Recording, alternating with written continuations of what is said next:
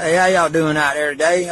Listen, I have a message of life for a particular group of people in America, which is the young black male in particular, but really most of all black American. And I got a very strong, serious message for you, and I hope you take it as strong and as serious as I give it to you, because it comes from my heart, and it also comes from a lot of knowledge and paying attention to this. But before I get started, I'm going to say right now, I have not one bit of understanding about the plight or being an urban black man or human in America, much less the urban areas. I did spend a large portion of my life in the South, and I was raised with poor country folks, so I know country folks and I know country community, okay, and super poor. So, but where you were able to take care of each other. So before I get started, I just want to say I'm not some social justice warrior. I'm just a amateur historian and a brother that cares. And I hate the powers that be. I hate the kings that think they are in power over all of us. So I just want to tell you that the way things are today have been planned for you. Everything from the way you dress to the music you listen to the attitude, the world's largest in history prison system. All this has been created just for you. A lot of people are going to disagree with me on that, but I'm going to tell you why. They want to. It's basically a good way of controlling and depopulating or keeping a population. If you'll notice, the black population in America hardly ever rises over 12 or 13%. It usually stays a steady 10 to 13%. That's strange when others seem to fluctuate, go up and down. You gotta kind of look at that and take it with more than a grain of salt. But in the early 70s, after the LBJ, the Lyndon Johnson, or President Johnson, they started the Civil Rights Act. They wanted to make you a minority, make you dependent on the government, make you think that they were there to help you. And all the time the plan was just to destroy the black family. It was to rip you apart. Proof of this is just later on in the Nixon administration, I believe it was in 73, the Roe versus Wade decision came up to legalize abortion. And the black mother back then was still very strong. The family unit was still very intact. So they knew that they couldn't do it just by saying, hey, it's legal to get rid of a baby. Nobody would do that. But when you make it a right, when you make it something that they're holding against you or a woman's right to choose, they used a lot of psychological warfare on that one, that's for sure. But it wasn't for women's rights so much as it was to depopulate. They had predicted, the government looks at statistics, and they had predicted that there was going to be this super giant rise in the late 80s and early 90s, and especially in the 90s, of urban youth, black youth, all right? And this was going to cause a lot of gang violence. This could even be a takeover of the cities. They even had movies about it in the 70s, like The Warriors, where the gangs were going to take over. And some guy named, I believe his name was Cyrus, was going to take over. And but anyway, they really feared this. So they basically decided to allow the criminal to be killed before it was born. And I say that because that's the way it was. That's the way this plan was laid out. That's why this really happened. It was so they could kill this population wave that was coming up, that they knew was coming up, and it would be in the urban areas, which would probably cause more gang violence and takeovers of the cities, like I said. Now, you go from that, then you look at how they flooded the streets with during the 80s with the crack. It hit the urban areas the hardest. The other more class-related areas of town, the partying was always with the powder. No, the crack hit the urban cities, and this also caused a lot of violence and caused a lot of killing each other. And about that time, the Clinton administration, y'all think the Clintons were big liberals. The Clinton administration was trying to figure out a way of marking you as a criminal, as having a thug mentality. So probably starting around 91, I believe, they started to infiltrate the prison system, especially I believe in Cochran, California, and they started making that popular. Matter of fact, I hate to tell you, brothers, this, but many of y'all have been infiltrated by the CIA and the FBI to promote a lot of things. The music, but anyway, the bust and the sag and the flat brim hat, the Nikes. Look how many people get murdered over Nikes. Now, that's just a thing, but it's also a marker. This would show a fashion that would lean towards a thug mentality. So they could actually mark you in the street and see you. They wouldn't have to ask your ID. They could just say, hey, that guy's most likely, because they go by statistics, is most likely to be a thug. He thinks like that. He dresses like that. So apparently he is like that.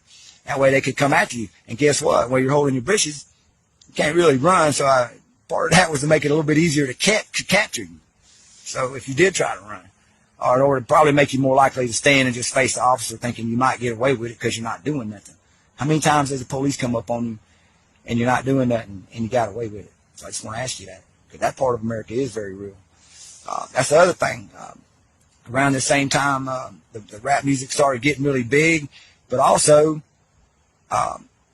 that music leaned towards criminal behavior, treating women bad, money, you know, everything for you, bling, bling, all that, take it, it's yours. But there was no censorship of that. And you think that the music, well, they didn't censor our music. They don't censor nobody's music. Well, I just want to say at that same time period, the heavy metal, especially the thrash metal, bands like Megadeth and Metallica. Look at the Metallica album, Injustice for All. It's about the New World Order, about how the shadow government takes us, how all the things about the government.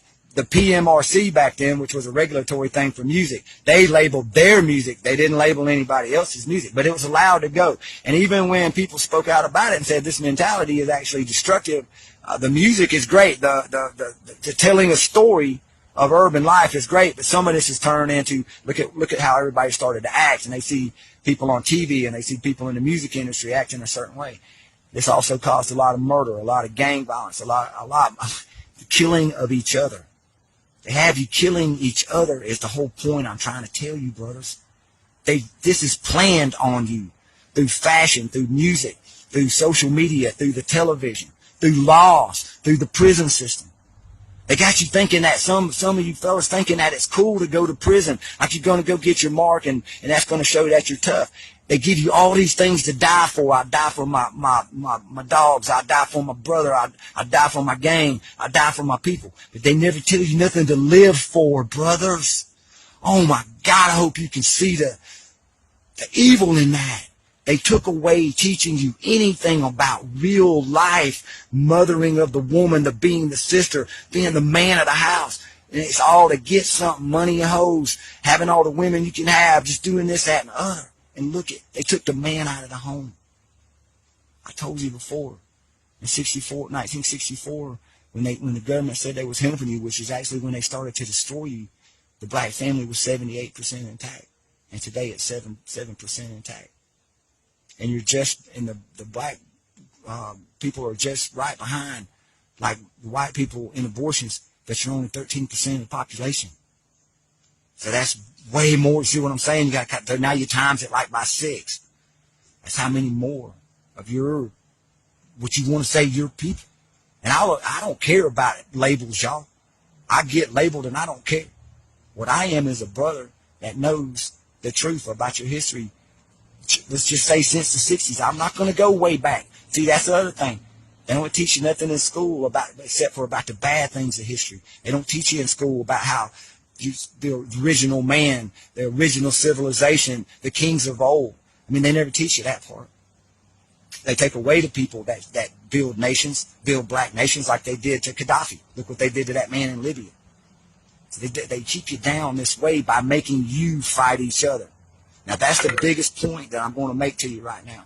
They have you doing their dirty work for you. So please research why they popularized busing and sag. Please research why the rap music was allowed to stay violent towards women and criminal towards getting money for drug deals.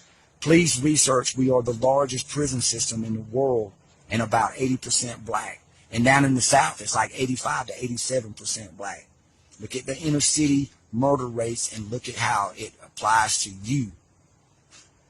And look how they also got white America fearing the thug mentality, but having you thinking that that's your culture and that's your style and that's the way we're going to be. So they keep enemies just through fashion and music. Just through fashion and music, which actually should be things of beauty. Fashion was supposed to be showing yourself out, and music's supposed to calm the savage beast or be a release and expression of who you are and how you feel. That part of that music was amazing, amazing. But they allowed the twist. They pay a lot of your brothers off. They pay a lot of your brothers off, and y'all know it. And when other brothers stand up in the modern day, like Tupac Shakur, they got shot down. When Michael Jackson even stood up, he killed himself in his bed, or he was demonized. You see what I'm saying? Anybody that tries to tell you the truth, that's in that world you're living in, they get killed. And guess what? It gets killed through violence. And they promote violence. You didn't do this. This isn't what you made for yourself. This was made for you. So please see that. Take back your culture. Take back your lives. Live your lives. Stay outside. America's a country where you're supposed to be able to live like you want wherever you live. So do that. Don't forget that. Quit worrying about what people that don't like you think about you, and stick with what the people that are your brother, your tribe. People that want to coexist. People that want to live their way like me and coexist with you, my brother. Because I don't want to be killed for how I look, and I don't want you killed for how you look. That's how we coexist. And we also coexist by being real with each other and by speaking to each other. Now, I'm speaking to you as an older male elder, not as a white man, not as a white Southerner. I think a lot of you older men out there, too, we should be talking to these young brothers and teaching them life again. You young brothers, you go live. You go live your way. But you make sure you're living your way. You make sure you're not being tricked in killing your own brother and to live in some other way so you can be marked and kept down. Think about that, brothers. I love you. Peace. And don't live in fear. Pay attention and research. Research hard.